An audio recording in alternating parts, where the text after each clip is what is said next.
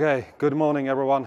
Great to be here on behalf of Dispelix and telling you about waveguides. So first couple of words about Dispelix. So our company was founded 2015. We are currently 120 employees, growing fast. We are based in Finland, US and China. Finland is our headquarters. And up to date, we have raised $50 million. On what we do in Dispelix, so our waveguides are so-called surface relief gratings, not holograms. The internal, what we do, we have an in-house design software running in supercomputers to simulate and optimize the waveguide structure. We have an in-house proof of concept manufacturing, so after the design we can have already prototype in a matter of 4 weeks. And also a small line to manufacture in small quantities these waveguides. And then we have a mass manufacturing team to work with our partners. The public partners are AAC Technology and Applied Materials. So little bit diving more before going into details. So what we do, we use really high refractive index wafers, the highest in the market, 2.0. It relies on this numerical optimization of the nanostructures. We have LED and laser products going on. Today we have more than 60 patents, I think it's 64 or 65 currently, plus 200 applications. And we have tons of PhDs, so really a deep tech and to master these waveguides. So these are like examples of our 2 products. So on the one with the text, that's on the laser one. And we can see that there is a lot of things in the products. There is batteries, image processing, connectivity, and so forth. And of course, there needs to be a projector. But we as a company, Dispelix, we are only focused on the waveguide part, so the lens that you are looking through. And on the other hand, there is the product for the LED illumination. So it works on the LCOS, DLP, micro LED displays. And we as a company, we have been focusing on the consumer end, so consumer products, and that's why the form factor is really important for us. So, but we can only do the waveguide. Our customers needs to make the end product, and we just made really cool marketing video. I'm going to play next, where we hope that our customers will make a product to help people's everyday life when they are commuting or construction or anything. So let's look at a really cool video.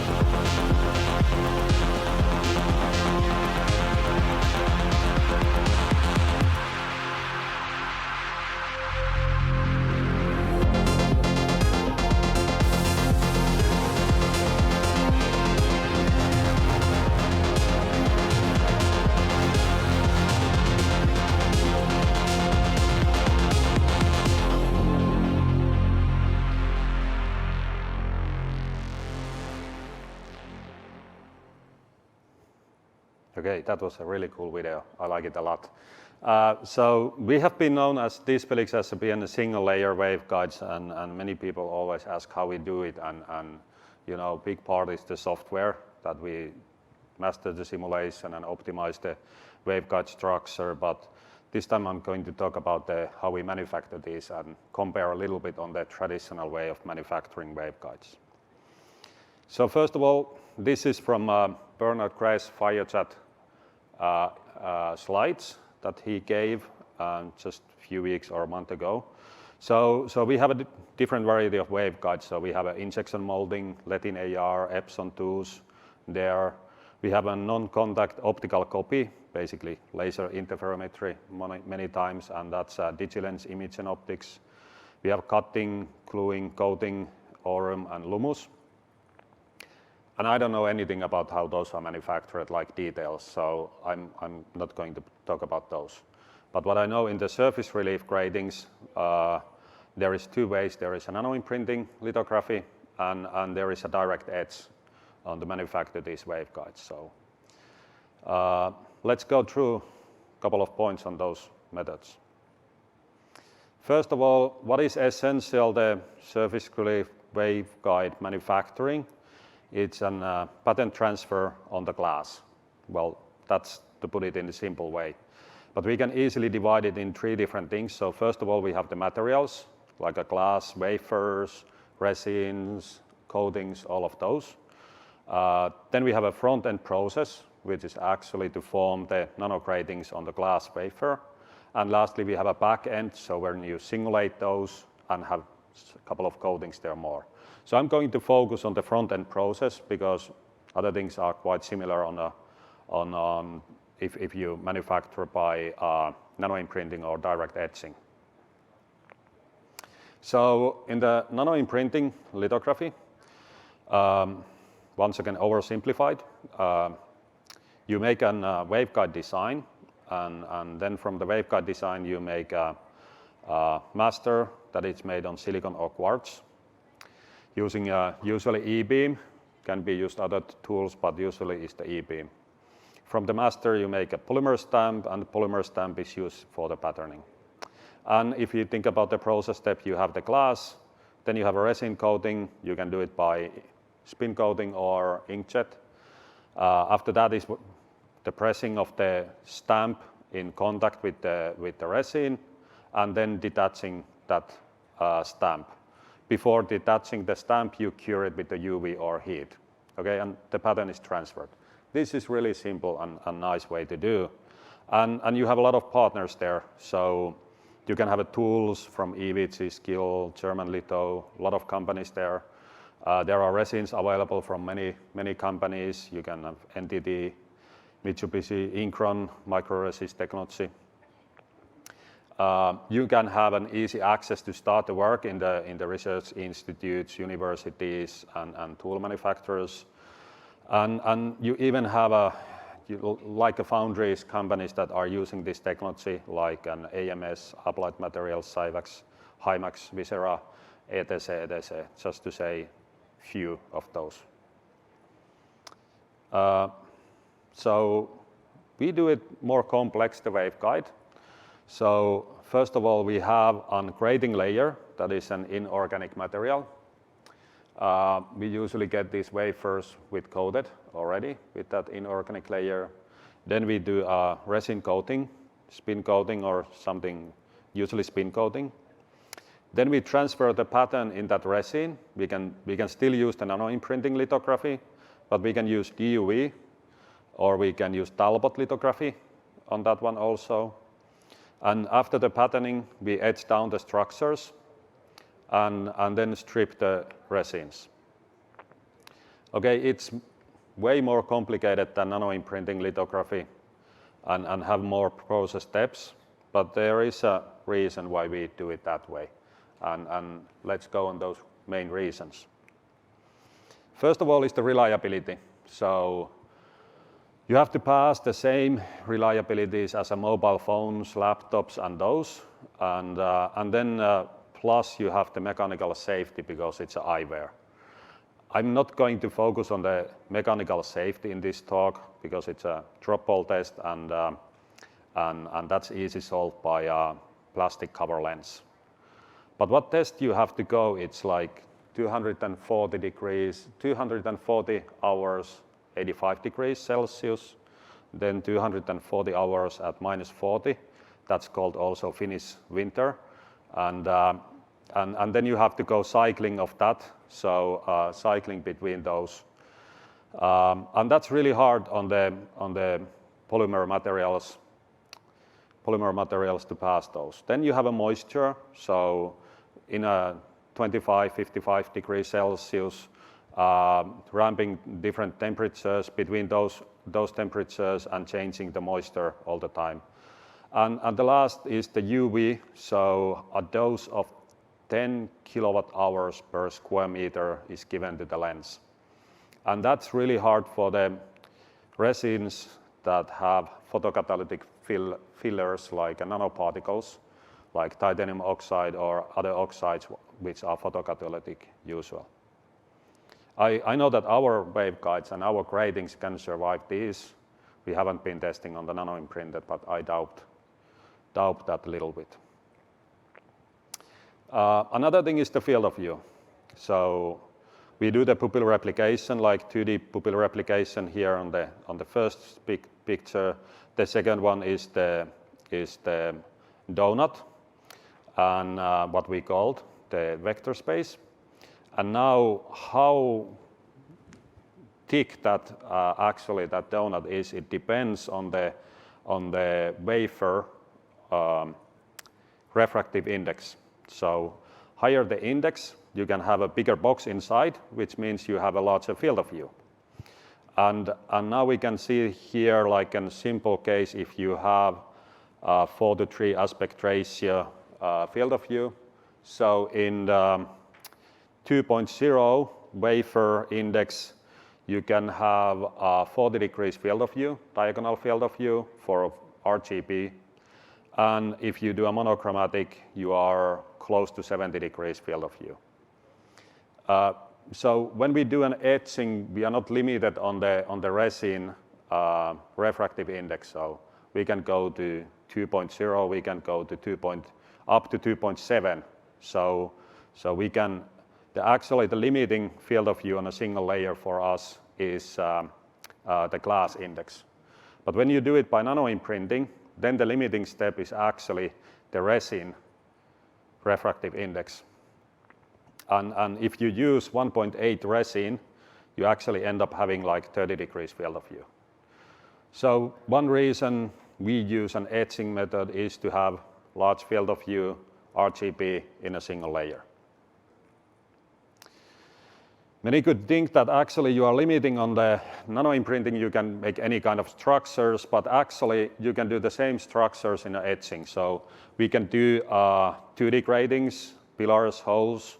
We have done those. We can do slanted structures. We can do those binary structures, of course, and place structures. So etching is not affecting on the selection of the nanostructures that we can, or the shape of the nanostructures that we can make. On a yield in an etching, so usually when you have more process steps, it actually means that you have a poor yield because that's pure mathematics. But there are a couple of things to look on this. So first of all, in the nano imprinting, if you have a 1 micron particle, you put the polymer stamp there, it forms like a tent there. So one micron particle becomes 10 micron particle, and that's a scrap when it happens. Periodicity is really important on a waveguide. That's how it's done, and that's you easily lose it on the plastic stamp. It starts to stretch, and then you lose MTF, and then it's in the contact. So you have to remove it after curing. So there is an errors also, and especially if you have a lockdown structures like a slanted structures, it's really hard. So on etching, how we do it, it's not only on nanoimprinting lithography. So we can use contactless lithography like deep UV, Talbot, which the yield is really high. It's like optical lithography. So if we happen to have 1 micron particle, it remains to be a 1 micron defect, and that's usually not a problem on a waveguides. Periodicity remains. It's very mature technology, like your phones and the semiconductor chips in your phones and tablets and everywhere are made on this method. But of course, we can use an nanoimprinting lithography for a patent transfer. Then everyone is saying the manufacturing cost. Well, I might be a little bit honest on this one and saying that on the smaller field of view, where we are thinking about 20 or 30 degrees field of view, you can do it in a single layer using resins and a direct nanoimprinting lithography. But when you go above and you want to have like 40 degrees field of view in a single layer, there it is when it kicks off with the etching. So when the field of view is small, then nanoimprinting lithography is okay, and the larger field of views, you go with the 40 degree with the etching method. But that's only for the field of view and manufacturing cost. Then grading response. So if we think about this donut here in the center, so you have a in-coupler pushing it downwards, then EBE structure push it on the upright, and then the OC is putting it back. So this is a case if you have 60 degrees diagonal field of view, 16 to 9, and you have 2.0 material. So this is a green only. And now what happens when the field of view increases, that the jump length in the waveguide, so when light travels by total internal reflection, the jump length gets longer. And now when you have higher index in your material, it actually means that it works better with those field of views and larger field of view compared to small refractive index materials. Then it opens also more design freedom. So usually on a nanoimprinting lithography, you might have like the resin nanoimprinted and then ALD coating or something on top of that. But this etching, we can have really much different materials, like a stack of 4 materials or something, and that gives a benefit on the waveguide design end, especially when you do the hard way on a single layer and full color. Do I have still slides? I have a mapping here, yes. So if we think about nil versus etching, so on the reliability, it's really reliable on way of manufacturing because it's inorganic on top of inorganic. Field of view, you can achieve a larger field of view in etching. Creating shape, we have both shapes that we can use. On a yield, I would say that the etching is really mature technology. So the yield is better on etching. And the manufacturing cost, well, depending, yeah, I may be not totally fair here to say, but it should be green to both. But when it's the larger field of view, it's etching. Design freedom, you don't have a lot of design freedom on a waveguide design in nanoimprinting, but more on the etching. And then the manufacturing options, we can go into TSMC fab and make these waveguides there, basically. And I rest there. Okay. Thank you, everyone.